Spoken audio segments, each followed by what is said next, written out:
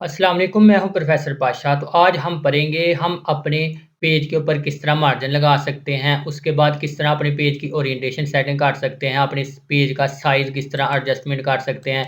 उसके बाद अपने पेज को किस तरह आप डिवाइड कर सकते हैं कॉलम में। आप 2 कॉलम में, 3 में अगर आपने और भी ज़्यादा इसकी एडजस्टमेंट करनी है तो आप इधर से और भी ज़्यादा इसकी एडजस्टमेंट कर सकते हैं।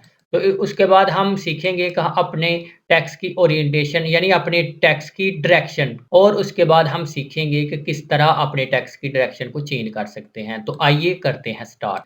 पेज मार्जिन लगाने के लिए आपको सबसे पहले पेज लेआउट के ऊपर जाना पड़ेगा। आप इधर कुछ टेक्स्ट हम पेस्ट कर लेते हैं, ठीक है। मैंने कॉपी करने के बाद इधर कंट्रोल वी के साथ, कंट्रोल सी के साथ कॉपी और कंट्रोल वी के साथ मैं इधर पेस्ट कर रहा हूँ। अब मार्जिन लगाने के लिए सबसे पहले आपको ये मार्जिन वाला ये जो पोर्शन है ये आएगा आपका पेज लेआउट के ऊपर।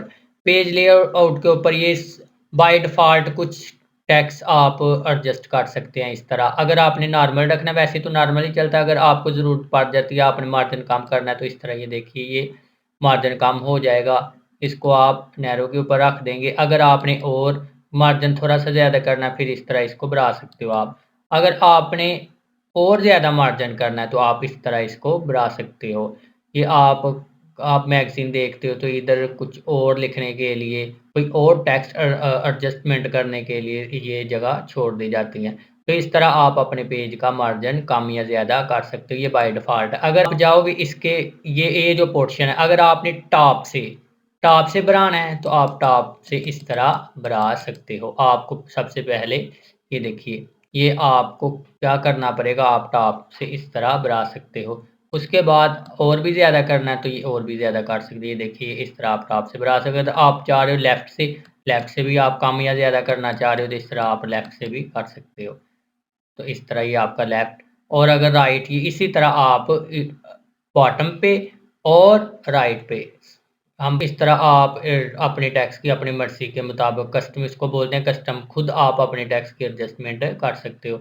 उसके बाद राइट से भी और लेफ़्ट से भी। इस तरह आप अपने पेज का मार्जिन कम ज़्यादा या बाय डिफ़ॉल्ट भी कर सकते हैं। ये वाला पोर्शन था हमारा मार्जिन वाला।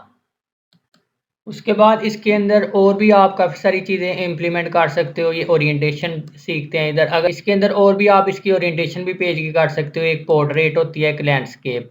लैंडस्केप जैसे आपका लैपटॉप ये आपका लैंडस्केप होगा और आपका मोबाइल क्या होगा, पोर्ट्रेट होगा। अगर आपने इधर से लैंडस्केप टेक्स्ट करना है तो इधर से आप लैंडस्केप भी टेक्स्ट कर सकते हैं।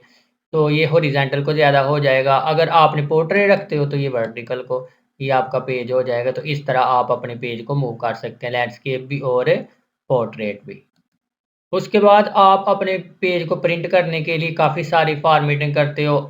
A3 उसके बाद A4 ज़्यादातर जो पेज मोस्टली प्रिंट करते हैं वो A4 साइज़ होता है। A5 अगर आपको और बड़ा पेज चाहिए, सुपर भी इस तरह ये C3, C4, C5 और लेटर और ये काफ़ी सारे आप इधर से लीगल स्टेटमेंट ये काफ़ी सारे आप इधर से अपने पेज अपने मुताबिक ये प्रिंट कर सकते हैं। तो अगर हम इसको A3 के ऊपर करते हैं तो ये A3 इस तरह का पेज होगा। इस तरह आप अपनी मर्ज़ी के मुताबिक जिस तरह का आपको पेज चाहिए होगा उस तरह आप इधर से पेज का साइज़ लगा के आप प्रिंट कर सकते हो।